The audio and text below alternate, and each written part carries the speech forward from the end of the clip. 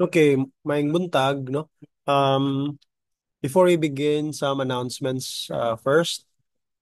This Saturday, we'll cover chapter 3. And then on September 14, we will not meet because there is a GSFI General Assembly. So you have to attend. The Zoom link, the Zoom details are found in the USTP GSFI page. So please check it. You can also follow the page so that you can get information, updated information from the GSFI organization.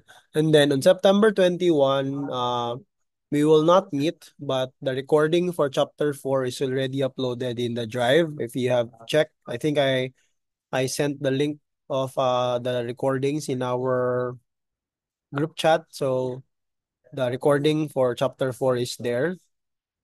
Yeah, and then we'll cover chapter 3 now. Okay? Sige, those are the announcements. You can also share them with your classmates, especially those who are not around this morning. Okay, again, maing buntag. So, we are now on chapter 3. If you recall, in our previous lessons, we talk about defining mixed methods. And from that lecture, I think the very important lesson we have learned in that chapter is we were able to characterize what is a mixed methods research and what is not a mixed methods research. And then in chapter 2, we talk about the history of mixed methods, which allowed us to put in context our research in terms of the literature, as well as to help us justify why there is a need to do mixed methods research. And then we'll also talk about philosophical assumptions that hopefully guided us on how we look at research topics. No, it should put us on a certain frame of perspective in how we situate our research in a certain topic. And then finally, in that chapter also, we talk about how we can use theory to guide our research. It can be through testing, hypodeductive, or theory generation through inductive approach. And for this morning, it's okay. No worries. Importante naka-record man gyapon ng klase. Sige. Yeah. In this lecture, we'll talk about the design already. And I believe many of you are interested in this lecture because this will, in one way or another, guide how you do your dissertation in the next semester or next year, probably. And yeah, this is the beginning.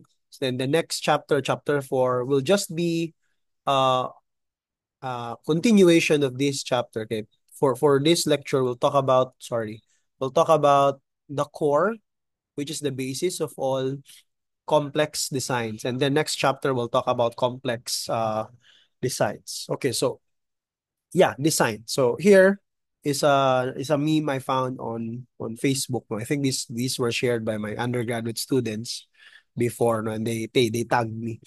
So here, minsan when we say research design, unsa daw ng research design? Is it like this?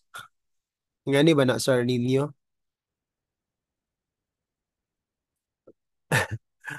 Kanang butangan og borders, mag-highlight, unsa ni? Magbutang og lain-lain, mag-use og lain-lain fonts. Ay, sorry, wait. What happened? Uh, wait. Na minimize ang akong screen. Okay. Sorry. Oh, so, ano man ni? Okay. What's happening? Wait sa ha. Ano man ni? Hmm.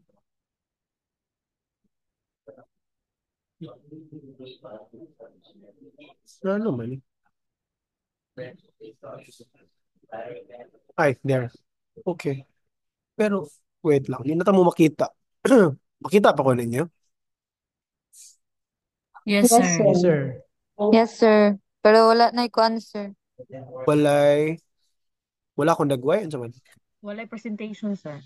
Ay, wala. Ay, stop share din ako. Joke. My bad. Okay. Kana. Okay na, sir. Sige. Yes, Gani. sir. Alam mo Yes, sir. kay inyong dagway ng gawas na rin. Sorry, my bad. So yeah, here, as I was saying, so many students have difficulty uh, understanding design and yeah, I saw a meme something like this on Facebook, and this is how they look at research design. Yeah, of course, design man, di ba? But according to this meme here, another meme, si Gordon Ramsay saying, you have to choose your research design carefully. And then here's si Buzz Lightyear saying, uh, solution to your problems is a good research design. So here, these two sets of pictures kani and this side here is telling us nabitang murag the vagueness or the challenge in understanding research designs. And here, another set telling us the importance of research design. So if it is important, then we have to allot much of our time covering it. That is why even in your PhD curriculum, we have three uh, design subjects, diba? You have quantitative, qualitative, and then mixed methods design. So that really demonstrates the importance. So unsa din ang research design. So in this chapter, we'll talk about what are the things that inform our choices in mixed methods designs. We'll talk about the three core mixed methods designs, then some considerations in choosing a research design, and then how do we write a research design in our manuscript. So I think I have repeatedly mentioned in our class that um, often students have a fixation on choosing a design first rather than focusing on a problem. And that becomes a challenge. Okay, when you choose a design first, when you are very fixated on the kind of research design to use in your class, then you would have a problem justifying the novelty of your research. Kasi fixated kita ba? Like for example, na isa ka graduate student nga, ganahan kay siya mag ingani nga design. He feels that he feels certain level of satisfaction nga ang iyang i-dissertation kay mag-develop og instrument or mag-develop og skill.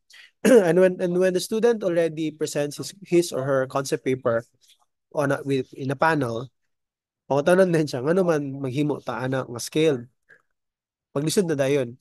Then that becomes more bit a stumbling block for graduate students, and they would see it or they would force a certain narrative to fit in the design that they'd like. Mahitabo,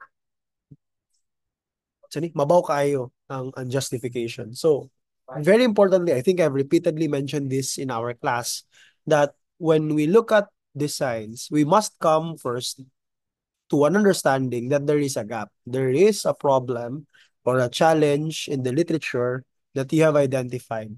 And this problem is gleaned upon a certain framework, a certain perspective, a certain theoretical underpinnings. And that would help you identify the kind of method to use, and then finally, the design of that method. So the philosophy and the theory allows us to frame our perspective in that problem.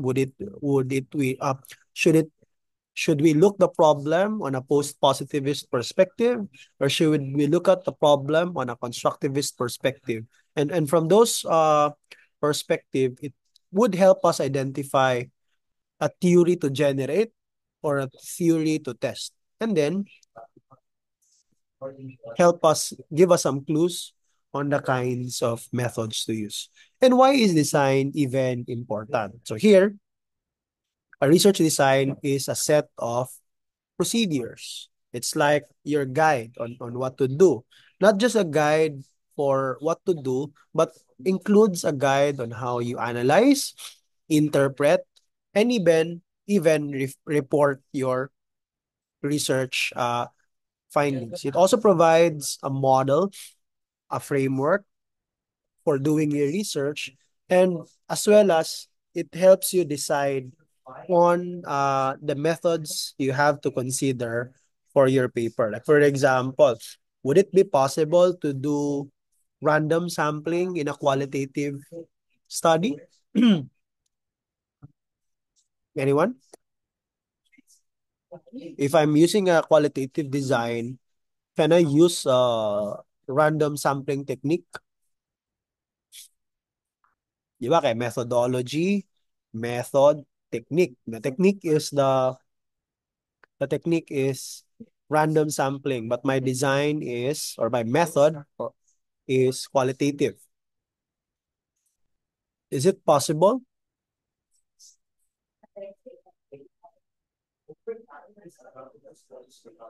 Hello? Wala ko estudyante. Sige, ako magtuwag sa akong pangutana. Para mo siguro bright. Oh, sige. Pinawang lang. Sige, Sir Mark. Sir, good morning, sir. Just clarify, sir. Qualitative man to, sir, no? Yeah, quali. Mm. So, kung qualitative, sir, most of the time, we should use purposive Purposive. sampling Nga, to nga, nga naman, satisfy the...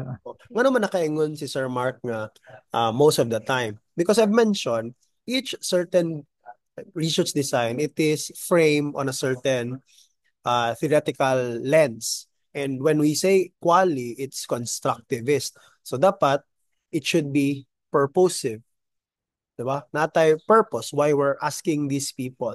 So the design will help us guide what techniques, what methods to use throughout our study. Para dili ta maglisod kay sa ay manggod ang mga estudyante magpili-pili lang ba? Be, unsa man ang mga sampling technique? Dili tas convenience kay murag kaya na ko ni buhaton ay pangbutang na nito and so on so forth. So may tabo, the whole paper becomes very chaotic kay lahi yung design, lahi yung problem, lahi yung yang technique wala alignment. There is no framework model of doing research. Yes, Sir Edmond. Can you ano nawala kong thought, sir, pero in sa Bisaya pa, sir, is that makahatag kag example, sir, wherein ang qualitative is naggamit siya og random sampling? I can. Because I know nga ang preferred good is ang purpose man good kay you are Yes. selecting your audience man good in a Yes. qualitative study, yes, but Correct. is there an instance where a random sampling is used in a qualitative study, maybe somehow, I don't know. Ideally dili, but I've read some paper. I don't know lang kung if it's I'm not a qualitative expert, but I think I read one paper using grounded theory, and Oh, they grounded used theory. Okay, sige. unsa ni? They used random sampling. Kaya ilang mong Yes, yes. Because of the grounded theory, sir, murag mulusot siya.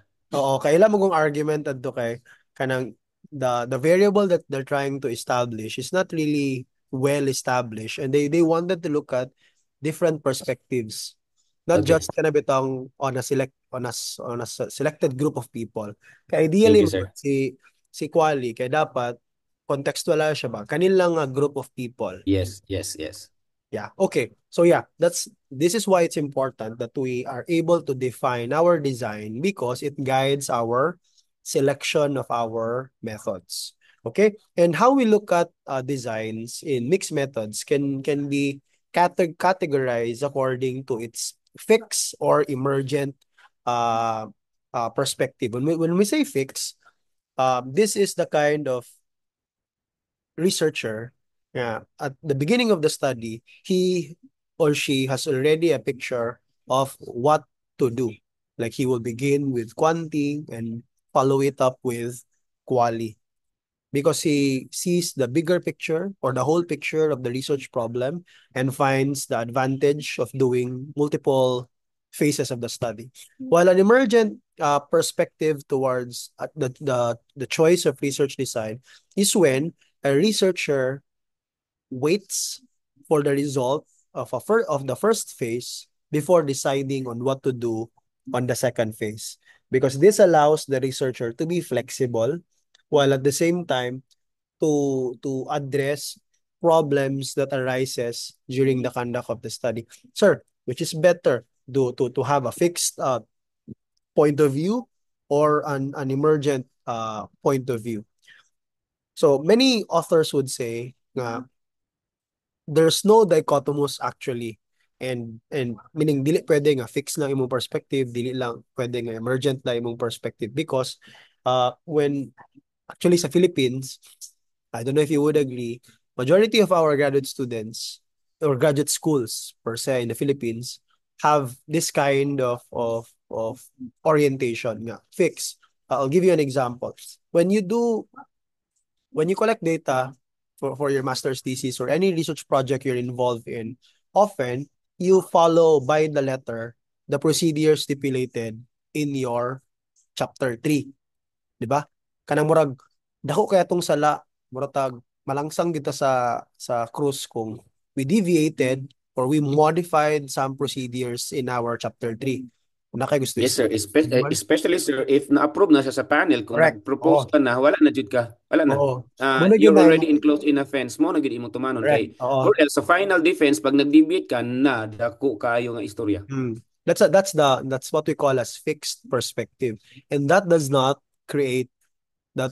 develop creative graduate students and creative graduate researchers. And that's what I've experienced here also in the Philippines. Natingala ko kay when I went to India, when I did my postdoc in India, natingala ko kay ang ilahang methods dito kay dili set in stone. I don't know if makarelate mo kay chemistry mo gula ko example ani kay chemistry ako experience. Uh, ang akong labmate, he was doing some analysis on antioxidant activity of some fungal extracts. So, kuha siya fungus from plants, mga fungi, kuha siya extracts, and then gitanaw niya ang antioxidant capacity. And what he used as a solvent was, nalimot ko. He used water as a solvent, I think, or methanol ba to extract the antioxidant activity. Then later, natingala siya, the antioxidant activity was very poor. Kung sa Philippines pa to, humana ang study. Na-report na rin ka nga there's no antioxidant activity. Okay, you followed your procedures. But no, what he did was he tried other solvents. He used hexane, he used DMSO, nasa line the ethyl diether, mga ether yang gipanggamit and so on to extract other antioxidant compounds, and he yielded better results and was able to explain why other solvents was able to extract and other solvents didn't extract. And I saw that we can actually take advantage of emergent thinking, that our methods can be modified, especially if we do not get desirable results. Especially kana bitong mag-experiment, we collect initial data and so on. Pwede di ay. Nya sa fila na ni pangutana, sir. Basin kasaban mi sa panel ana. So sa Yes, ato sir. Mga gid ako i-follow up. sa ato sa university, what especially katong nakabalik nami mga younger breed of faculty members, mga young naman yung mga faculty members. We are actually allowing that already because we wanted to develop creativity. Kanang critical thinking ba? Like, we allow our students to think what went wrong in the design. What could be done to improve the research. So what would you do? So for example, you started portion of your dissertation during your independent study, and you saw some things not working. Then you can reframe, restructure your chapter 3 and present it to your panel. You only need to get the majority of your panel to agree. And then, pwede na ka magpadayon. You don't need to defend again. Ang among ginapabot sa among mga estudyante, kay I remember I had one dissertation advisee, nagipasulat, nagipa-restructure na ako sa iya ang chapter 3, na gipa-route. Ani siya sa university, i-present niya tagsa-tagsa sa panel, unsay yung gi-change. And we ask them to sign, para pag-abot sa defense, we can use it to justify nga no nag-utro. Inga na, we allow our students. Sa India, dili na sila kinahanglan nga na. Kay ang tanahon nga method sa ilang panel, they call it viva voce sa final defense or viva voce. Dito na sa final, di sila magtanaw og methods sa proposal. They just look at your problem. Nga na dito. Oh.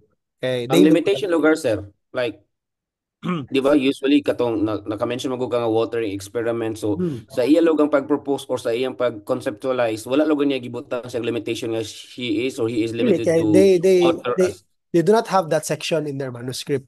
They only Oh my put God. So sa Pilipinas lang na, sir? they only put the limitation during the conclusion component so that they can write the implications of their paper nga this is given this context. Kaya our conclusion man always should be grounded on Okay. the limitations of our study. Di ba ka pwede mag-overly generalize? So, sa Mm. ato, set in stone na atong limitation. Sa ila, they try to address. Especially if they can do it. Like for example, kung nag-change ang solvent, na available solvent, then do it. Try and try and try and try. Kung, for example, sa tanan solvent niya gigamit wala, di mo siya nga, this conclusion is only given this limitation. Mura nga solvent among gigamit. But ilan nagisulayan tanan? Dili para sa ato ba nga predetermined, nagbuot na ta. Oo. And that doesn't encourage creativity. Okay? Sige, padayon lang ta. Napay lain interaction or concerns? And I hope you also do that with your students. So you allow them to think. Kaya sa mong good, ako ni nabantayan, no? Kasagaran sa mga methods ng mga teacher sa college, sa undergrad, masuko sila pag ang ilang student dili maka-identify asa nila gi-base ilang methodology. Oo. Di ba dapat we're trying to improve on knowledge. So we're supposed to criticize what has already been studied and criticize what can be improved from the methodology used by those researchers. Dapat we encourage that. Oo. Okay. Yeah. There's another thing we call typology perspective and interactive perspective. What's meaning typology perspective? Typology means types, di ba? Typology or typology. So, in the later years, no, mixed methods have evolved so that uh, each design have been classified to each specific typology. Klaro na unsa ang procedures. For example, research design A. Set in stone na nga una gyud si quanti aya si quali. Research design B. Set in stone na nga una gyud si quali aya una gyud si quanti aya mag quali. It's typological perspective. When we say interactive perspective, this is somehow similar to emergent, but it's more focused on a systems-based thinking, where we look at our research questions in the very beginning, and then the rest will just be determined by our research questions. For example, you have a research question and you saw that that method doesn't fit, then you go back to your research question. That's what we call as an interactive perspective. You saw that the methods when you did validity testing, for example, nag-assume ka, nagkanda, imong plano kay experimental. Kanya when you check for the assumptions using available statistical tools, it did not meet. So you go back to your methods, dili set in stone. So this is what we call as interactive. And there's always this question ba kanang, sir, unsa lugar among buhaton when we write our dissertations? Should we follow something kana bitong very procedural, or should we be more interactive with our problem? I think I mentioned earlier, very nindot good if we are interactive because this again allows development of critical thinking and creativity in you, our graduate students. But at the same time, we can take advantage of typologies. Okay, especially if this is your first time doing mixed methods work, mas maayo man tong nata i-follow nga procedures. That is why Creswell is actually advancing what he called as a synergistic approach towards mixed methods problem. That instead of just choosing nga unsa ba ko mag-follow ko procedure or magpaka hilas-hilas ko nga magbuot-buot ko sa akong mga pangbuhaton, di ba? So, according to Creswell, we can use typology, we can use typology not like procedures manual, but like a cookbook. Muna yung ni Creswell. Nga, the procedures can be considered as a cooking instruction. Like for example, si Ma'am Jewel, nagluto og adobo. Kunya, ang nasa procedure kay dark soy sauce. Yeah. When she went to SM or to any mall around her, wala siya kitag dark soy sauce. Mundang ba siya gluto og adobo? Dili. Kaya na may soy sauce, light soy sauce available. So it's like a cookbook because it gives you certain freedom. Like si Sir Edmond, di siya gusto og parat. So gigamayan niya ang toyo, gigamayan niya ang asin. So something like that. So we use typology as our starting procedure, but allow yourselves to deviate, especially if you saw some challenges in these methods during your literature review. Because the literature review should inform you what to do and what not to do. Ano what not to do man sir? Kung gibuhat ka na sa uban, ay na nabuhat ta otro.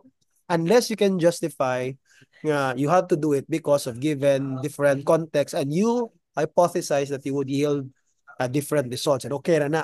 Oo. Ay nga na, mahinuon ang doctoral dissertation. We always uh, use context as a justification for doing research.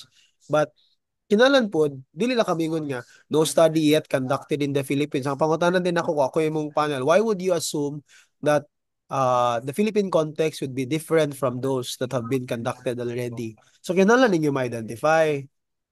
Unsa di ay special sa Philippines nga, you would say nga, it would yield a different result. Like, I remember one PhD math ed student, I think I mentioned this last time, his dissertation revolved around developing structure. He wanted to unravel the structure of classroom talk in mathematics classroom in the Philippines. And he said nga kanang ang naadoy ingana based on existing literature isang naa ang Singapore. Wala pa daw na-establish ang classroom talk. And it's very important that we look at how discussions or conversations happen in the classroom because it can give us important insights on how students learn, di ba? Nga naman na. So, moto mo pangutana. And why would you think that the structure in Singapore would be different in the Philippines? So, yan itong justify based on how we look at teachers in the Philippines. Kay, for example, sa Philippines, kay nalimot ko yun sa niya pag-justify. But I think you get the point. He was able to establish that the Philippine culture is different from that of Singaporean culture. And that, in one way or another, affects how classroom discussions happen in a math class. Okay? So then you can you can suggest you can follow that procedure. Ano niabot ko na discussion. Anyway, but the point here is, according to Creswell, instead of looking at research designs as as a procedural manual, we should see it as a cookbook where we can modify some things, and then this allows us to be more dynamic and more interactive in how we do our research. Okay, and if you look at also the history, here in table 3.2, you would see that typologies change throughout time. So for example, in 2003, Creswell classified 6 typologies: sequential explanatory, sequential exploratory, sequential transformative, concurrent, concurrent nested, concurrent transformative. 2007, nahimong upat. 2011, idaghan na pod, nahimong pila man ni 7. And then now, in the 2017 edition of their book, it became 3. And if you look at here, the evolution, it actually started with using intent, purpose to classify typologies. But this time, they said that the easiest way to classify research designs for mixed methods is classifying them based on timing. So here, the 3 things we will discuss this morning is kanilang explanatory, exploratory, and convergent. And this is based on timing. So when we say explanatory, quanti first, then quali. Exploratory, quali first, then quanti. Convergent, simultaneous. You can do quali and quanti simultaneous. And this timing also, the timing of how you do quanti, when to do quanti, when to do quali, also would give us clues on the intent. Kaya kanimo good libog, no? Like unsa man ang pasabot anang transformative design? Unsa man ang pasabot aning multi-phase design? It does not from the name ba, it does not give us an idea both the purpose and the timing. Munang in the present definition of typologies for mixed methods, kanira tulo ang ilang ginagamit as core.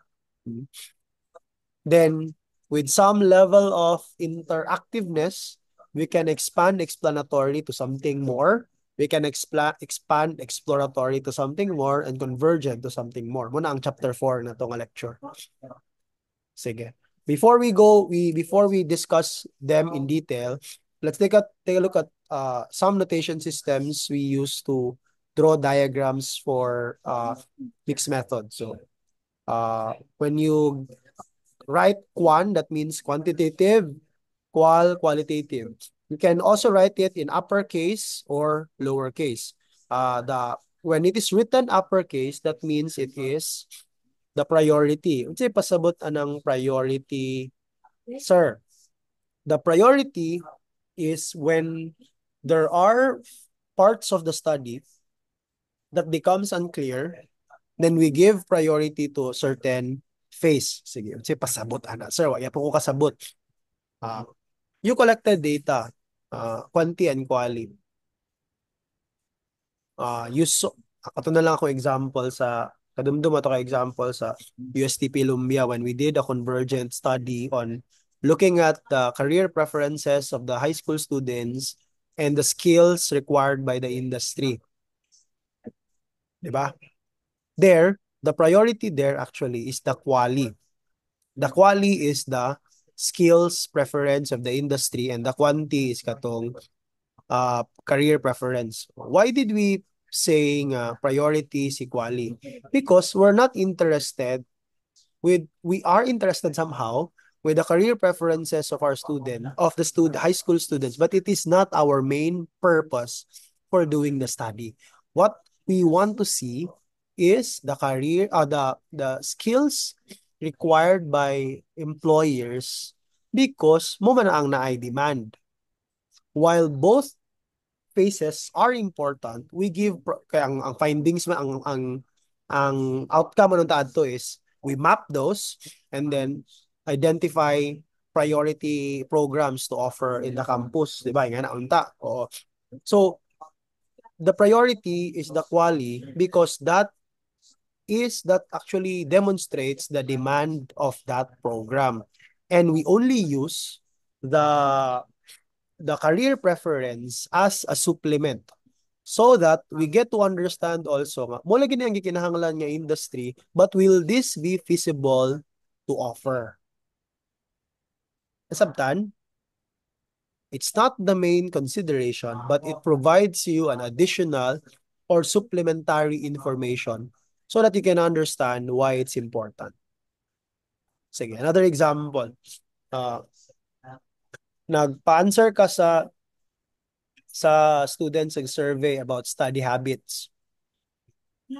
Answer sila, Likert scale. Sa Likert scale, taas kay. They have very positive study habits. Okay? When you did the interview, nanggawas nga dili day mayo ilang study habit. Which would you believe more?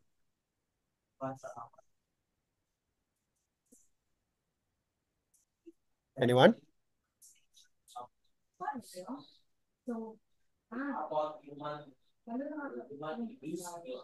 You conducted survey. It shows that the result shows that students have positive, desirable study habits. Yet when you conducted the FGD or an interview, for example, it shows that students actually do not have good study habits. They have poor study habits. Which would you believe more?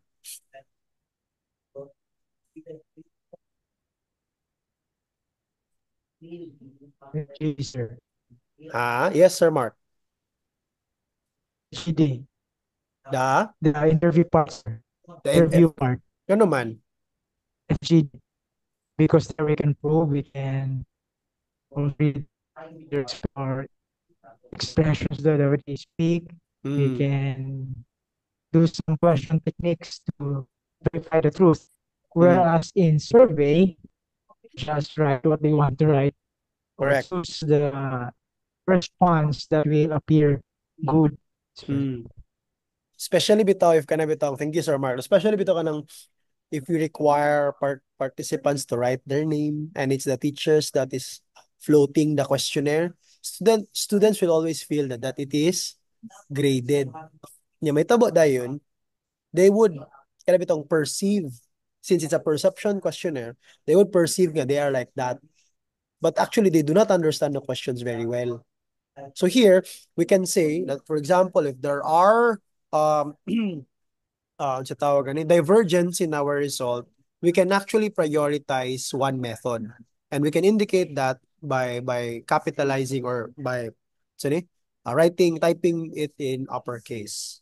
So lang, we'll give more examples in the next parts. Okay, if there's a plus sign, this means that both methods are done simultaneously or concurrently. Okay? Arrow represents sequence, and we'll talk a lot about sequence later. How sequence is important. Nga lahi day gid ng meaning ng plus, lahi pud gid ng meaning ang sequence. And then if there's parenthesis, it means that an intervention is conducted, meaning it's an embedded design or intersected design within a larger intervention design. So mayroon siyang sub component. Okay, and then double arrow if the process is cyclical. Like for example, I think we talk about project evaluation, di ba? Like for example, if you're organizing a community extension project, and then you began with needs analysis, development of a scale, development of the intervention, and checking the outcome of the intervention, quanti. So quali, quanti, then you ended up with a quali at the end for the impact study. So nga na. And then brackets, if there is a core mixed methods design used. Like for example, here, kani project evaluation gyapon like for example, qual, quan, then here, quan, qual, this is explanatory. Meaning, it's a multiple phase project, but this is an explanatory. Sorry, convergent. Convergent, kay plus man na eh. This is a convergent. Oh. And then equal sign is used when sorry. This equal sign is indicates the reason or the intent of doing. For example, quan arrow qual explain the quantitative results. So the purpose of doing qual is to explain the quantitative results. Okay? Sige. Example. Quan and qual equals converge results. So here we see that both quantitative component and qualitative component are given equal emphasis and that the strands are converge so that we can find divergence or convergence of the result. And the researcher's job here is to explain the convergence if it aligns with the theory or offer possible explanation for the divergence. Muna ang buhaton sa researcher. Here, quan to qual, explain quantitative results. Very important, no? Pinaka-importante gid. Actually, if you look at this, medyo pareha, di ba? Quan and qual. But what makes them different is how the phases were conducted. Here, the quan plus qual, the quali and the quanti are independent of each other.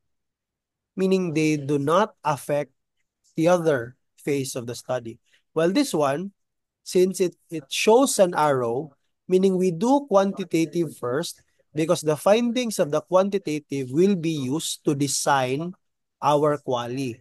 This is an example of an emergent perspective towards research design. So I'll give you an example. You're uh you're interested in you did an intervention. Let's say you tested a teaching strategy, And then you're also interested in looking at the experiences of the students in those when exposed to that intervention. So the intervention then kita nimo ang score sa students, then nice improvement. There was a significant improvement at the end of the intervention, and then you look at the experiences. Is that an example of this design?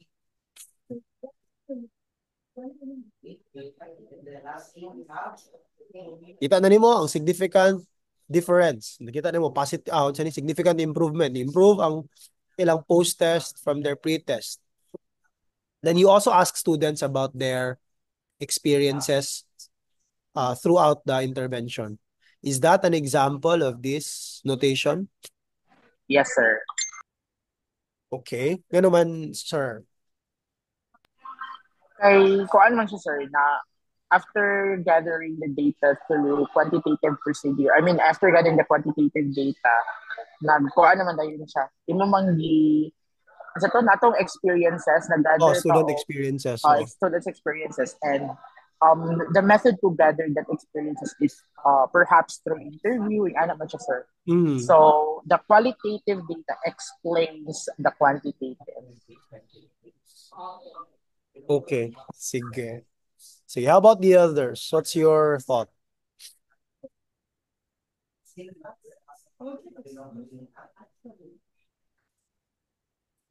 Anyone? Sunod atong attendance kaya atong ibase sa interaction. Charot. Binuang lang. Sige be, ganahan ko na makaminaw sa inyo. Nang malibog bitaw mo.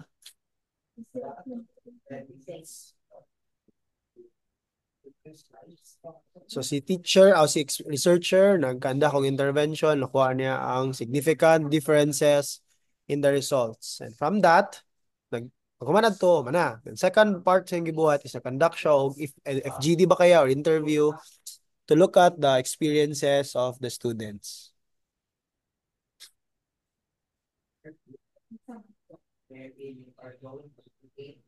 Is that an example of this notation?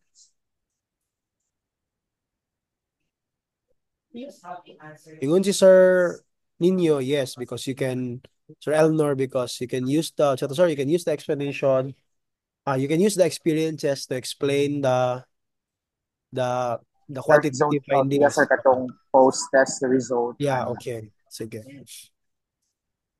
How about the others? Ma'am Rochelle, Ma'am Marivic, what are your thoughts? Sir Sandy?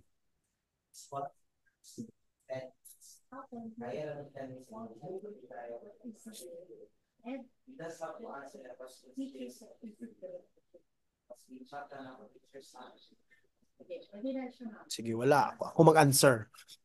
That is not actually an example of this notation. Why? Because I've mentioned earlier the very importance of the arrow. The arrow tells us that the results of one phase should be used to design the second phase. In the example that I gave, wala. It seems that the experiences and the findings were not viewed as an interconnected study. How could we change? How could we modify the research to satisfy the requirements of an explanatory sequential design? We can do it by first looking at the quantitative results and examine surprising, not surprising results. So for example, you can use the quantitative results to identify students who had high gains, for example, or students who had low gains. And from that, di mo ma-identify kinsa muna ko pero yung tiganayon sa akong mga estudyante, whom to quali. The quanti findings should help you identify whom to quali. Ang mahitabo mo ko dato, Sir Elnor, if imo itong gibuhat diretso, it seems like it's an explanatory. But what you're doing is you're not explaining the quantitative findings specifically. What you're doing is you're just giving a general explanation. Nga nila experiences, mo nang positive ilang improvement. Tama siya, Gen- sir. Murag, ito ko explanation kay murag mubalik na rin siya sa concept na predetermined ang tanan. Yeah, Oh, I stand correct. corrected. I stand Yes. corrected. Oh. Thank you. Kinahanglan, ang purpose actually sa arrow is ang findings sa one phase, siya magtabang sa imo to design your second phase. So ang often ginabuhat sa mga graduate students anis, tanawon nila ang katong mga wala nag-improve.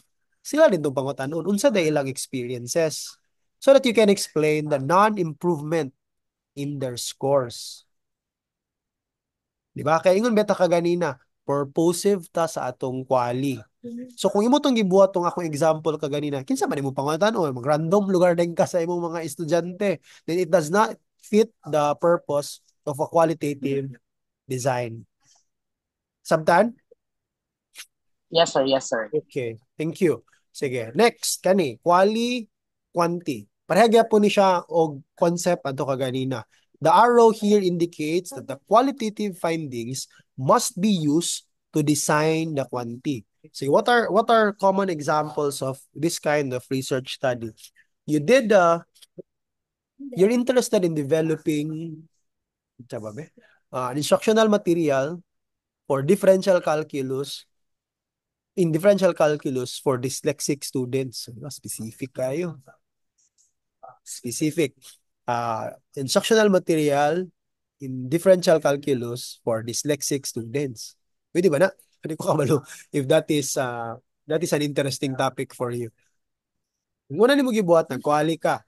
So, kabalo kasi mong purpose, dyslexic students. So, kinsa man imong participants? Katong mga students in differential calculus who suffers from dyslexia. And then you ask them, probably you ask them, what are the things you'd like to see in an instructional material in differential calculus and so on. Kasi ka mga pangutana sa quali. Then you can come up with themes and so on. The themes will become your criteria. So, pangit kay Agi. Your criteria. What is the criteria for? The criteria can be used for the quantitative component. How? First, the criteria can be used to develop the instructional material. And second, the criteria can be used to evaluate the instructional material. Sabtan, so here we see that the findings in the quali component was used to design the quanti, at the same time, evaluate, test, quote-unquote, the quanti. Another example, kung maghimo ka og kanang scale, kuning common ginabuhat sa mga taga-math. Ay, sige, Sir Elnor, yes. Sir Mark, I'm just curious, no, with this explanation, so sa to pa, it could be na although predetermined ato ang how do I call this method or design na mixed methods yun. But in the long run, pwede na siya na mo end ra ka sa quali, no? Or Pwede. mo end ra ka sa quanti, tapos Yeah, di na ka sige. makaproceed sa Correct. mix, no? That's a good question. Okay. Thank you. When do we say, di ba, ingon ka ganina, sir, emergent ng arrow, sir. When do we say, nga motiwa siya o quanti? Remember, the quanti here is testing. Di ba? Testing. Why do you need to test? For example, in the quali component, the themes that you are able to identify already matches a theory in the literature, then you don't need to test it. Di ara kas quali taman. Because it already satisfies the theory, a certain theory. Mura magyapon ng giingon ani nga theory. But if you saw another variable that is not present in existing theories, mo din ang mag-test ka. The same with here. The same with quanti and quali. Bumito atong gusto i-explain sa quali is katong mga findings nga mga surprising that cannot be explained by existing theories. That is why we do quali so that we can generate possible explanation for those surprising findings. Sabtan? Yes, sir. Yes, sir. Thank you for pointing that. Hapit ko makalimot og emphasize, ana. Sige, thank you. Okay, we continue. So, we can also, when we write our chapter 3 in our dissertation, we can represent also our research design into diagrams. And we can use geometric shapes like boxes and ovals, and then arrows to show progression, and then very important para dili ka maglisod, especially kung beginning ka nagasugod-sugod pa ka, to identify the process and products. I think we have more examples of this later. So, sige lang, later. We'll take a look at examples of how diagrams are made for each research design. So we begin first with the general diagram for a convergent design. So here, if you can look at this diagram, pangit kayang ni blur. So you begin with here, quantitative data collection, qualitative data collection. They are exclusive, mutually exclusive. You see, the data collection and analysis is within the box. Well, dili sila sumpay. There's no kanang interaction between the two phases. They only interact when the results are merged and compared. And then from that, you get an interpretation. So this is what we call as a convergent design. It's commonly referred before as a concurrent or parallel design, but now we call it convergent. Why do we do this? Because we want to look at the quan and qual so that they can be combined, compared. Okay? Why do we do this? To get a more complete understanding, a better picture of our problem, to validate, pwedeng itawag sa una og triangulation. And then, if we also look at sa quality, sa tawag nila ni authenticity. We can, kung sa quantity ang tawag na to is reliability, sa quality ang tawag authenticity. We also wanted to look at whether our participants respond in a similar way when exposed to two different data collection technique. Punta kong example bitaw atong sa study habits, 4 yung Likert scale. Pag-abot dayon sa quali, di man ko study mo pag-abot ako sa balay kay mag TikTok naman ko and so on. And ana bitaw, we also use convergent design to look at consistency in the responses of our students. Okay? So this is the general diagram. For explanatory sequential diagram, here we see that the integration, here ang integration nasa ending. Okay, the integration is at the ending. Here, the integration for explanatory and exploratory is actually an intermediate step. So for example here, quanti, you begin quanti, nag-collect ka og data through your quantitative means, through an experiment probably, through a survey, and sa badya. And from that, you look at the findings. The integration is when the results connected to and explained by quali. So you have to identify what results in your quanti require an explanation. Sir, tanan man na sila ga-require og explanation. When do we say it requires an explanation or not? Una akong gingon ganina gipangutanan ni Sir Elnor. It only requires an explanation if the results do not fit in existing theories. Because the philosophical assumption for explanatory design actually is a post-positivist perspective. Because you begin with quantitative. You begin with testing of theory. You begin with testing of your hypothesis. And you only require an explanation if the testing did not satisfy the theory you initially started with. Nasabtan? So, imo na i-identify what requires explanation and then you do quali. And the results will help you identify whom to quali. They occur in interactive phases. Okay? Qual results explain or expand the first phase. Okay? Exploratory, here, the same. Nagyapon tayo, intermediate step. Here is our intermediate step. So we begin with quali first. Explore. We use the theory as our initial basis of the variables to look at and then examine whether the themes that we generated in the quali already exists in the literature or not. If all themes already exist in the literature, then there's no novelty. And that means the context which you thought was different is not actually different from the ones that already is established in the literature. Bitaw ko ganina bitaw ka. Hala, si tawag ani. Kaning variable. Di man ni siya si tawag ani. Iga-exist sa Philippine setting. Wala di siya sa Philippine setting. Muna imong una gi-theorize. Kaya pag abot din mo sa quali, pag interview na nimo or sa pag-generate nimo sa mga themes, nigawas pa nito nga variable. So di ay, ang Philippine context, pareha ra di ay siya sa world context. So, why do quanti? So, di rin na kataman. Ending na. Hindi na kakapasal sa dissertation. Ngayon, kung maka nga exploratory, imong decide yan, ito na kataman sa quali. But that's okay. Okay na na, ano?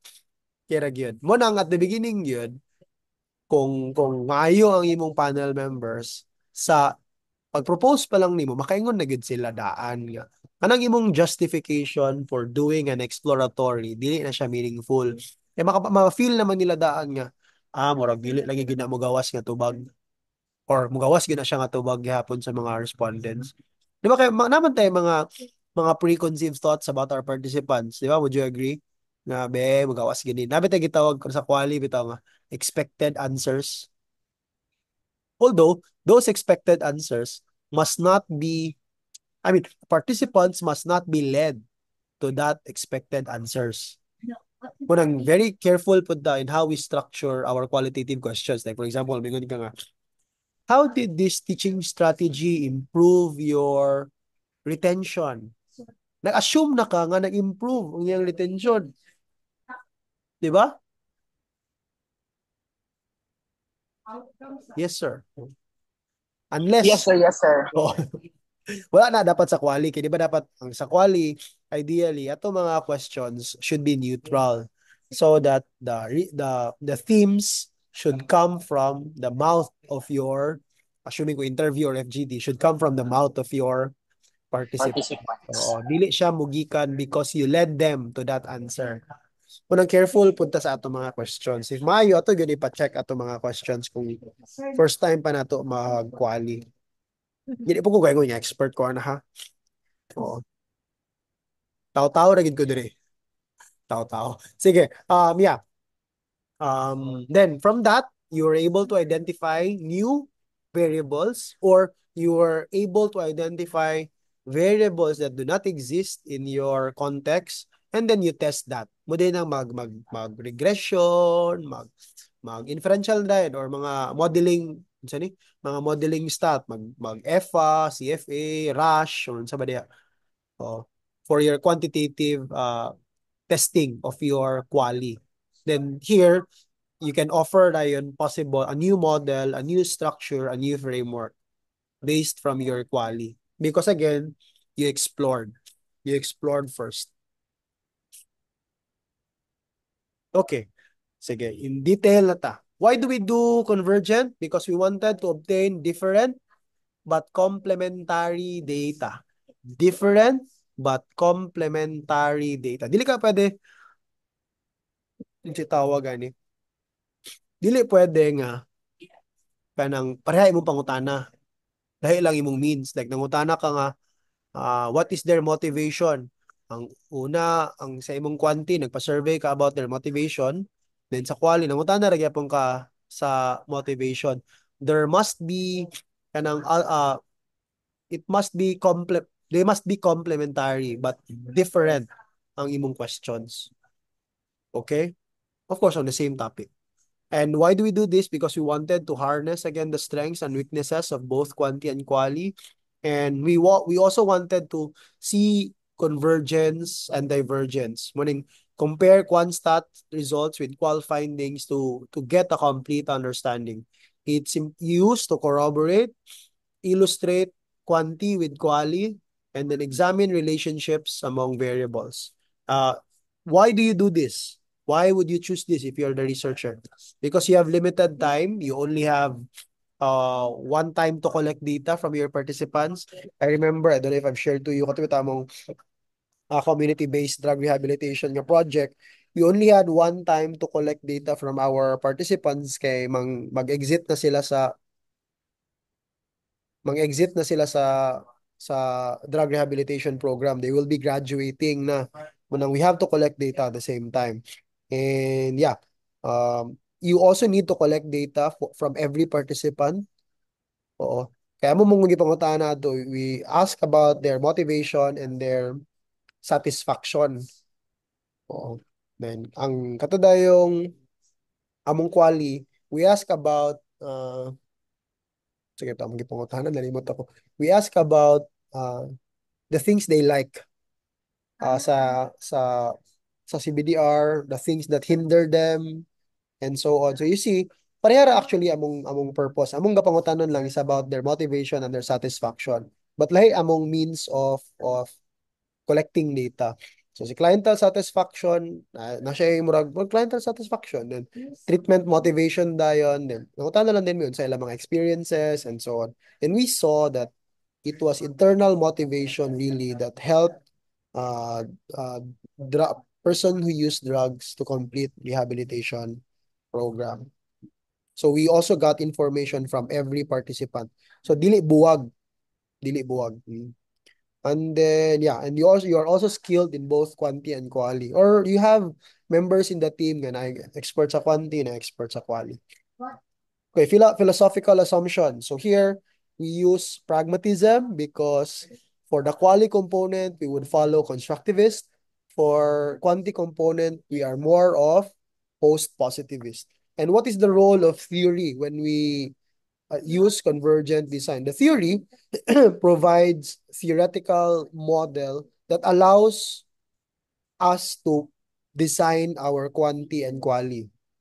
So for example, if you have a theory here, the theory will be used sa quanti component to test the theory. While for the quali component, we use the theory as a reference. Sorry, we use the theory as a reference to that will inform our thematic analysis. Again, for the quanti component, the theory provides means to test our hypothesis. For the quali component, the theory serves as a guide for our thematic analysis, in how we organize our analysis of our qualitative data. So this is an example of a diagram you can use. No, this is the typology, the flow chart. You begin with designing the quanti, collect quanti, design the quali, collect quali, analyze the quanti, analyze the quali, and then use strategies. We have one chapter to talk about strategies to merge data ha. Natay lecture pa dani. So ayos sa mukha anara here in chapter 7 we'll talk about the strategies how we can merge data.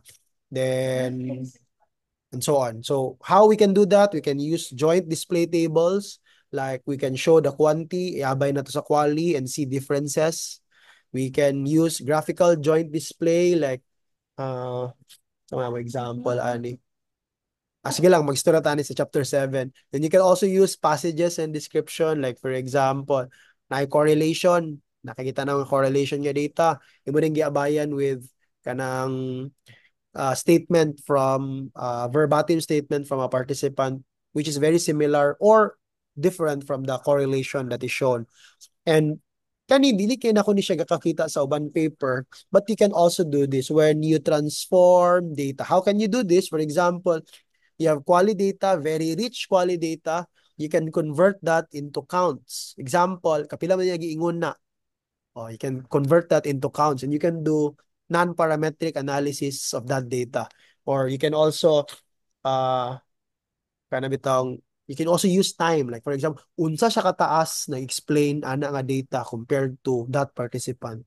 That nga data. Unsa siya kataas na explain ana nga phenomenon. You can use that to convert into account data and then use non-parametric statistics for that. So no matter which strategies you use,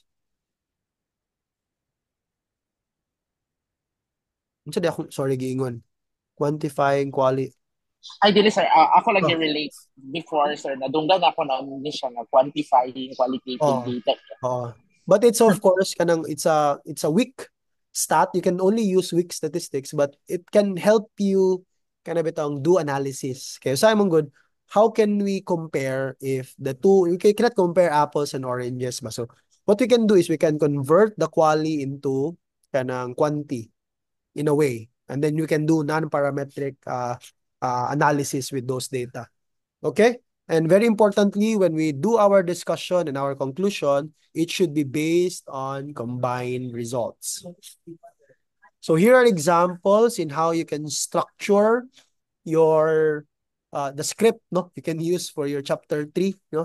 So pingon ka, the integration involved merging the results from the quanti and qualitative data so that a comparison can be made and a more complete understanding emerge than that provided by quanti and qualitative results. So kanipulian lang ninyo yung quantitative. Like the integration involved merging the results from the students so ba, perception or student study habits and their experiences so that comparison can be made. Ano lang din ninyo? Puli-pulihan lang ninyo ang mga terms. Na yung mga script, pwede ninyo ni gamiton. Of course, rephrase lang dahil kaya kasi ano sa ni, ma-detect sa plagiarism. Okay, what are the strengths? It's intuitive. Balik-balik niya itong intuitive nga term, no? Because that's how we do it when we look at when we decide the weather. We collect both quantity and quality. Tanaw kasi mong cellphone, say prediction. Ang adeng ka, cloudy ba, hayag ba, mulan gyud, no, di ba? That's convergent. You're converging two forms of data. Then it's also efficient because you do collection at one time and studies can be done independently. So meaning you can divide, if you are doing a research project, you can divide the project into with two groups. And then, you can give voice to participants and also report statistical trends. What are the challenges? Challenge is when we do comparison, mo ko kanina nga, we can only use non-parametric because there's an issue of different sample size. Di ba? Because unsa man ito i-follow? Should we follow the quali or should we follow the quantity? Generally, dili gyud si quali ang yang gyud gamay ra gyud mo pangutan-on sa quantity daghan gyud mo pangutan-on. So may tabo then when you do the comparison, when you do statistics, limited gyud imo mabuhat. You can only show kanang mga descriptive stat. Dili gyud kakaduog mga inferential stat. Una manggali very minimal predictive power. And there is a need to merge text and numeric database, and this is very challenging for many. No, grabe kini nga challenge for many. And then the need to explain the divergence when comparing results. Why is there divergence? Ngano man lay ang result sa quantity, lay ang result sa quali. Unsa gali akong gitudloan nga technique? Actually, I think nag-mention ko kaganina katong naghato ko example. Although dito pa na sa next chapter, puhon pa na nato nga discussion, but advanced info, when there is divergence, you always refer back to the limitations of your method. Balik yung ka sa limitation sa imong method. Like, kani medyo weak ang validity ani kay makita man na ninyo like kana bitong mag-survey mo. Manotice bitaw ning wala kayo pangutana ang mga participants sa survey. Paspas kay sila na human. Those anecdotal records can help you explain if there is divergence. Can help explain the divergence. It must be nga wala nila gitarong or saipod kanang pag ang teacher ang ga-interview, it kana bitang sa ethics ang si tawag nila na nalimot ko kanang naay nalimot ko sa ethics man god dapat daw dili ma-feel sa participants sa kanang gina-interview nga higher ang ga-interview sa ila. Okay, they feel that they are kana bitong being judged, they are being stereotyped and so on. Nalimot ko. Unang often, kita mo sa mga Philippine context ng mga paper, ang ilang ginapa-interview, guidance counselor, sabi itong students are very comfortable with, kaya para di sila mahadlok, maulaw sila. Labi mangutana ka nga about study habits, so niya nag-interview ilang teacher. Di ang estudyante, di siya mingon, ma'am, di mo ko ga-study, kay mahadlok man siya sa teacher. Sabtan ko ninyo. Am I making sense? Okay. Yes, sir. Say, what are different variants of convergent design? We begin with the simplest, the parallel database, where you collect two kinds of data and then combine them. Ano gitawag na to? Parallel database. Then data transformation variant, katong nga kanina, where you quantify your qualitative data, matod pa ni Sir Elnon. As an example. Another variant is a questionnaire variant. I think I mentioned this in our class last time. Sana bitang common na ginabuhat sa Philippines sa mga thesis. Nakanyo ko kakakita nga ni. Na sila Likert scale. Yan ang last dayon, they end it with an open-ended questionnaire. Di ba? Kadumduman na, nagisugot ko ana. And we said last time that it's not actually a mixed methods. Because the open-ended question is not a true quali. Di ba ito managingon kay we cannot probe. And remember, the main goal of quali is to achieve depth. And for an open-ended questionnaire, we cannot do that. That's why we call it mixed methods light. Kung ragsan mig light ba? Mabaw siya nga mixed methods because ang quali poorly constructed. Then you have a fully integrated variant. It is when you collect data at multiple points. Example, no?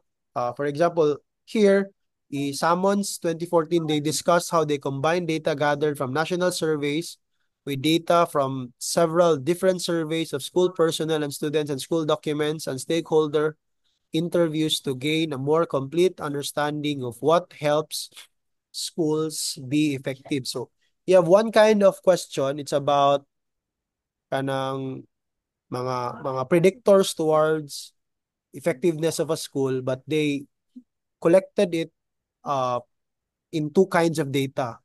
First, sa mga national surveys, ang second dayon is from the interview. So, mura siya og the same date, di ba siya the same data? The same context, dili ko the same, the same, yeah, di siya the same data. The same kind of data, but different forms of data. Oh. Mara kang naay, di say, pareha imong target nga ma-generalize, but different forms of data. One is from national surveys and the second is from stakeholder interviews. Okay. Muna akong ginaingon ka ganina nga diagram which you can use in your chapter 3 which highlights the products and the procedure. So you can use something like this to illustrate your research design para maklaro diretso sa panel what you wanted to arrive at sa imong dissertation. So here you write the procedures like select 48 participants who self-identify as depressed and survey measures. And what is the product of that procedure? Numerical item scores. For quali, semi-structured interview. Product, transcript. Data analysis technique, dire descriptive, and then ay ANOVA probably kay group comparisons. Then here na I mean standard deviations and then ay significance value for those katong group comparisons. Sa quali naka-develop ka og 4 major themes. Then typology of patient perception, so na-classify nimo ang mga patient perception. Merge using cross tabulation. Then you were able to develop a matrix of qualitative themes to qualitative variables, then procedures, and then products. Okay? Explanatory. Kung nang explain in detail earlier that the goal of the qualitative strand is to explain initial quantitative results. And what do we explain? We only explain significant results that should not be significant or the non-significant results if it is expected to be significant, positive performing exemplars, katong mga top students, our outliers, or surprising or confusing results. And then we use those to form groups and follow up. So these results should be the basis for the quali. Kung na nagibalik-balik ka ganina, di ba? Sige. F ka ng with feelings, lagi ko magklase. Okay, so why choose exploratory sequential? First is, hilas kag quantitative. So, ganahan ka mag-survey una. Na-realize lang na mo nga, hala, di hindi pareha ang nigawa sa survey sa akong theory. So napugos din ka og quali, o, di ba? Or you do this because you already know what variables exist. There are already existing theories in that area. You just wanted to see if those theories apply to that context. If it doesn't apply, explain. Ano ra? Simple. O, dili tayo simple. Isod gyapon. And you also have the ability to return to your participants. Mabalikan pa nimo sila. Di sila mang-graduate. Di sila mga matay or unsa, no? And then, di ka gusto mo graduate, joke lang, no? Kaya ra ni siya in a year, no? You have the time to conduct the research in 2 phases. And you also have limited resources kay you believe nga paabot sa quali, mahurot na yung kwarta. So, sa second phase, mahurot na yung kwarta. So, quali na lang din ang second phase. Or gamay ra, hindi ka maka-hire o other teams to collect the data simultaneously. Okay, philosophical assumptions. Since this begins with quanti, we would assume a post-positivist worldview because we wanted to test first the theory. Test first the theory. Although constructivist can be used perspective to explain if to generate new knowledge if the results do not conform with the theory. Muna na mag-constructivist nga perspective. So how is the theory used in explanatory sequential design? Ingon ko kaganina, since post-positivist, the theory will serve as a means to identify what variables to measure, what variables to compare, what variables to correlate. The theory will help you identify that. Kinabi na gina-predict ang mga theory nga, gina-explain ang mga theory nga relationships. And then, for the quali, the theory ideally serves as an explanation. Sorry.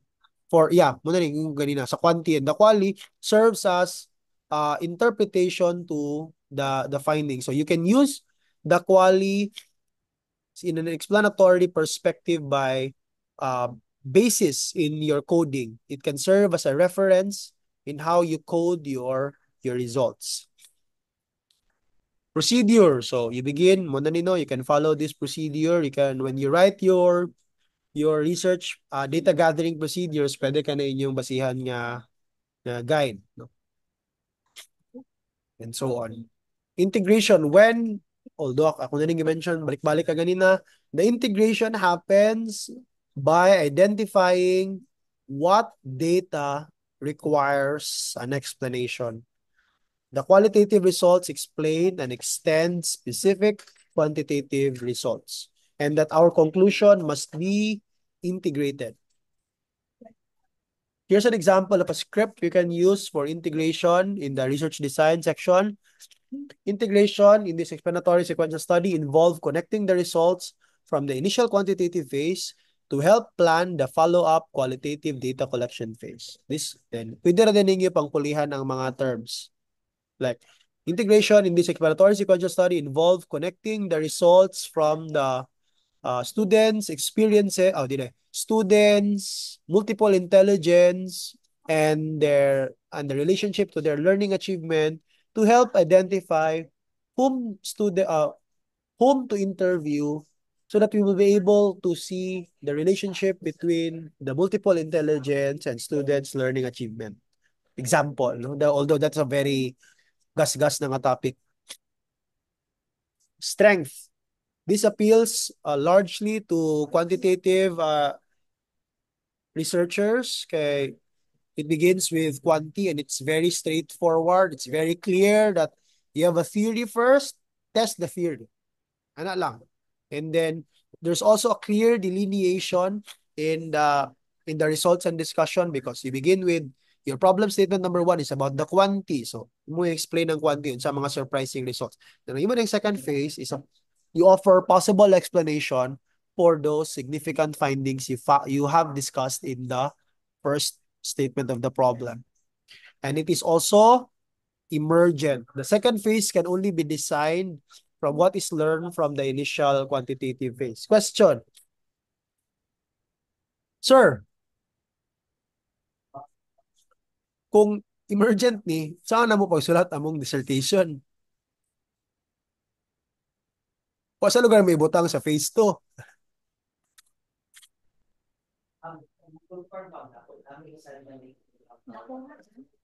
Saan mo na?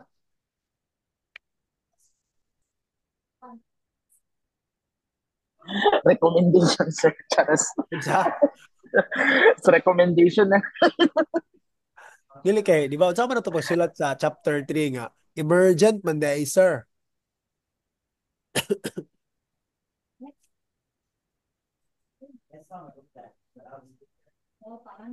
So what do we do? What we can do is we just kanang sa tawag ani mag pre-identify lang sa taon sa atong gi-expect nga results. Like for example, you would expect nga naay correlation. For example, nagkuan ka nag regression imong quantity nga component. So, mag-identify ka unsa kaya ang mga possible nga mga relationships. Oo. Imo lang sa ipang pre-identify, then pag-abot sa quali, pre-identify gyapon. Then you are allowed of course to change your quali once you have collected already your quantity. Kaya emergent man ta. Importante lang yun is pag nanamoy result sa inyong quantity, mananghid na rin mo sa inyong quali. Mananghid again. Mo nang akong balik-balik ginaingon sa inyo, mas maayo, especially if you're doing exploratory or explanatory, maayo na natay topic during mixed methods para we can do the first phase during your independent study. Okay, dito pa man mo mag-proposal after sa inyong car, di ba? Oh, so mag-concept mo karon, pag human ani nga subject, pagka independent study, nag-collect na mo og data sa inyong first phase, abot niyo sa proposal, dili na siya emergent. Kaya na naman mo baseline data. Gamay na lang din kayo modification sa inyong proposal. Okay? Challenges. So, since it is 2 phases, require time to complete. Qualitative phase cannot be fully specified in advance unless you have already begun your quanti. And quantitative results should be used to follow up and must be identified. And then the need to specify who can best provide the explanation. Muning, paabot din ninyo sa inyong second phase, sa inyong quali, di ba naman tayo gitawag og inclusion criteria. Yan niyo explain unsa inyong inclusion criteria. Yang ngano sila. Why do you believe that those people you have identified in your inclusion criteria are the best people to quali? Okay? Variants. So follow-up explanation. So you begin with quanti and then use the quali phase to explain the quantitative results. Next is case selection. Kani nice ning case selection. I seldom find papers using case selection. Ang common good nga explanatory is kani. Kani seldom kay kumakita og case selection. What do we do? What do you mean by case selection? Here, the priority actually, kani ang priority ani pwede ni equal. Dili, yung ingon is priority on the initial quantitative phase. But pwede ni siya equal. Kani, ang priority actually ani is ang second. Unsay pasabot ana. The quantitative here is just a means to identify your quali. I'll give you an example. You're interested on interventions employed by mathematics teachers to improve PISA results. Ngana. What you did first is quanti ka una. You evaluated many schools based on their resources, their PISA results, the quanti ka una, nag-evaluate ka mga schools. Then you were able to identify different cases. Case 1, high-performing school. Case 2, moderate-performing school. Case 3, poor-performing school. And that identification, maka-identify na rin ka, kinsa imong equally. Ito ka sa high-performing. Interview din ka sa mga teachers. Unsa ila mga intervention gibuhat. So, the quanti was only used to generate cases. And from the cases, use the case as your, muna nito yung case study for your quali. Okay? Okay. So here's Okay, sir. sige. Thank you, sir. Ikaw rin ako estudyante karon gumuduha ni Sir Edmond. Sige. Here's a sample of diagram you can use in your chapter 3. So, pwede ibutangan ninyo phase, procedure, product. Quantitative data collection, you begin with the survey, product, numeric data. Then, data analysis, unsa itong imong mga gipangbuhat nga mga stat, like factor analysis, unsa ba na discriminant function analysis, then sa imong products, factor loadings, descriptive, mga canonical correlations, or unsa ba diha. Then it allowed you to develop a case. So purposely selecting one participant from each group using maximal variation principle or maximal variation sampling. And then interview din ka. And so on and so on. Padayon lang. Okay? Yes, Last, sir. exploratory sequentials. Here, begin with quali. And then, use the quali to inform the quanti. Okay? So why do we do exploratory? Because we argue that what is existing is incomplete. The existing theories, the existing models, you feel that it is incomplete, that it does not explain certain variables. It does not explain, not variables, it does not explain certain context. It does not explain certain culture. That is why we have to modify the theory. How do you do that? Use quali first to generate your theory, and then intermediate phase, develop a quantitative measurement, and then test if we can generalize. So why do we explore? Muna ko yung kaganina. Measurement, instruments, or experimental activities are not yet available. The variables are unknown, or it is known, but you believe it to be lacking. There's no guiding framework or guiding theory, or there is, but you argue that it is not enough. So, ang pinaka-challenge anang kani sayon naman no guiding framework if wala jud kay makita. Ang challenge ana is kanang mo argue ka nga you think nga it is incomplete. Kana ang challenge. Diya makita inyong pagka-doctoral student. Okay? And then lastly, ang common nga gagamiton nga explanation sa mga PhD is that the existing quantitative measurement is specific to the participants or culture. Bigyan din sila nga, Sir, kani manggong mathematical creativity nga instrument, dito naman nag-test sa states, like man atong context sa Philippines. Okay, nga na din ang permitting nga balik-balik yung mga example. Although that could be a good justification, but it should not only be the justification. You have to highlight why you believe that it is not kanang appropriate. Okay? So why choose? Because the researcher is more qualitatively oriented. He's a good background in quali. That is why he can do grounded theory, he can do transcendental phenomenology, or somebody. And then you're also interested in developing a product, especially for those in the state university. Ano bitong ganahan tawag na citations, ganahan tawag na patents, mga nga na. So it could come from exploratory kay kung maka-develop kag instrument, taas kay mong chances of citation ana. Maka-develop ka og product, then of course your trademark, utility model, or your copyright, or your patent. And you have a lot of time to do 3 phases: quali, development, and then quanti. And then you're also interested in generalizing your results. And yeah, the research questions are also emergent.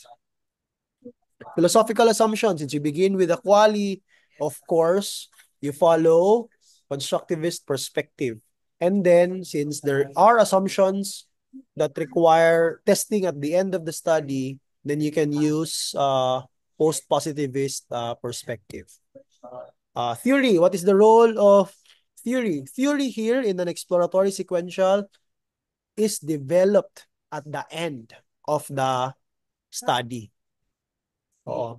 So, ang exploratory dapat, ang last niya component sa chapter 4 is theory generated. You take a look at Joseph Pasco's work. I think nasa nga ng section sa iyang dissertation. Or yeah, even Sir Edward Pagtulunan, murag na siya gi-develop nga model, a model that can be followed at the end, that is proposed at the end of the study. So that is how theory is used. It is generated at the end. But sir, tulo ka lang mo ibutang sa theoretical framework. Oh, buta ko nga kaganina, in the theoretical framework, you can identify existing theories that you think are incomplete, that you think does not explain the context at hand. Okay? Okay. These are the procedures you can follow. Design quali first, then use strategy to build quali into quanti, no? Like how can you, for example, kung mahimo kag scale or instrument, how can you item generation or item development? So how would you generate items from the quali? Ano yung mga techniques po na magbasa po mo ana. And then you design and implement the quali, mag-sampling ka, depende no, sa kada ko imo sample, abot mo 1,000, 2,000, 5,000, then interpret the connected results. So how do you integrate? Balik-balik, no? The quality results should build a new quantitative result. So there is a development phase. Kung gatag example ka ganina, nag-needs analysis ka, nag-quali. From that, you generated an instructional material. At ang instructional material, imong i-pilot o i-evaluate. Or nag-quali ka, nag-identify kag mga variables, naghimo kag test or instrument. Ang instrument, imong gi-test to generate a theory, structural equation modeling, and so on. How is the script written? So we can say here, the integration involves using the qualitative results to build a new quantitative feature that is grounded in the culture and perspectives of participants. This new feature is then quantitatively tested. Strengths.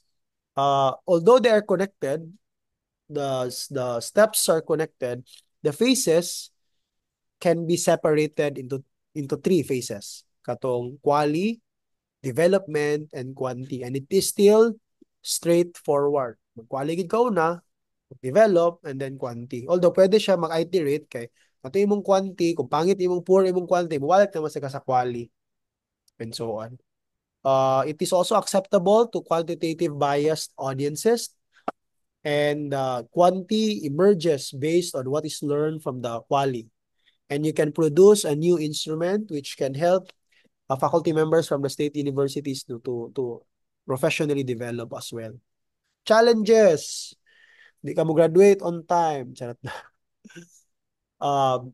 You have to plan at least in advance what the quantitative phase would be. Although, pwede pala siya ma-modify. Then, different samples. So, kung grounded theory, probably 30 lang kabuok participants. Then, paabot dahil sa quanti, mag-require ka o 1,000, 2,000, or sa ba. Okay? Kani dayon, another challenge is what qualitative results should be used to design the quantitative component. And of course, you must be skilled in quali and quanti. Variance. So, the variance is the new variable development variant. Muna akong gingon, yung katibitang, you have an existing theory and you believe that there are other variables not yet integrated in the theory. So, you propose a new variable using quali. Survey development. You use the quali to generate a scale. Intervention development. You use the quali to design an intervention and then do pre-test and post-test in the intervention as your quanti. Digital tool, pareha atong intervention development. You use the quali as your needs assessment to design a different kind of tool. Pwede, dili necessary digital tool. Pwede instructional materials or unsa ba diya. Here's an example of a procedures you can do. Quali data. So, identifying the qualitative findings to build the quanti instrument development or unsa mga development, and then you test it by quantitative needs and then interpret. Okay? So what are some considerations when choosing a core design? Si Ma'am Hazel, for example, excited na kayo, kabalo lagi siya, unsay ang gusto pilion. But here are some things you have to consider. Intent of the design. You have to carefully examine whether the design that you're using addresses the gap you have previously identified. Kani gyud pinakauna, if they match. Second, familiarity. Although kaning familiarity ma-address ra man nato ni o kaning expertise of the researcher, like for example, sir, kwanti gid ako experience unya murag exploratory man gyud sir. So you can ask help from more experienced researchers like your colleagues in your department or your professors. Yung pwede mo magpatabang. And it's also an opportunity to practice. And then amount of time to conduct the study, kung graduate pa ka or dili, di ba? And of course, the complexity of the design. So how do you write your research design in a written report? So technique, identify first the type, the variant, why are you using it, and then how is theory used in the study. Okay, so here's an example. Mixed methods, sequential, explanatory, mo niyang gamit, mo niyang type, mo nang ngalan sa design. Mixed method, sequential, explanatory design consists of two distinct phases. Quanti followed by quali. Yan ang gidiscuss on sa mga phases. In this design, the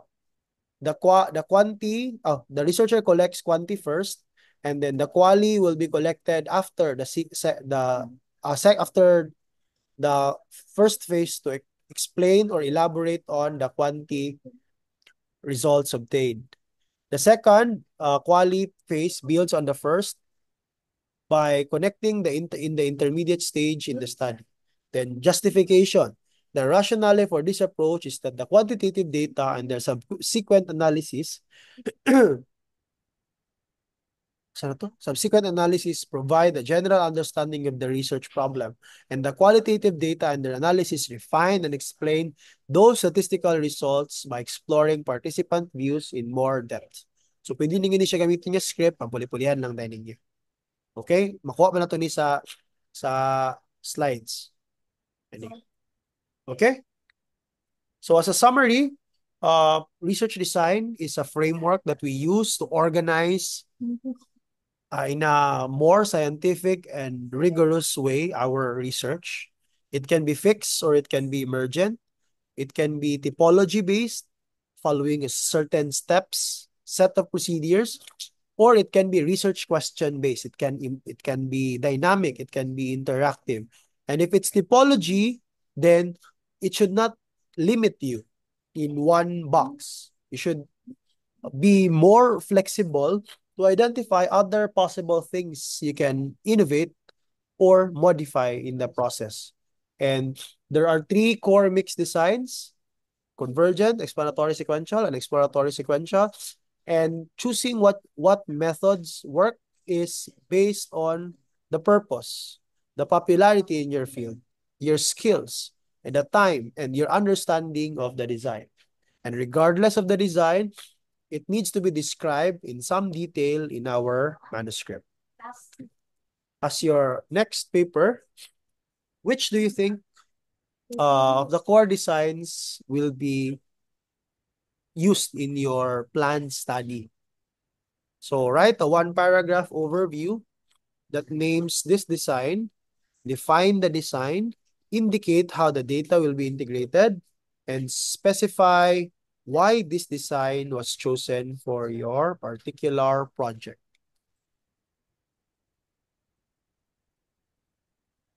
Any questions? Screenshot?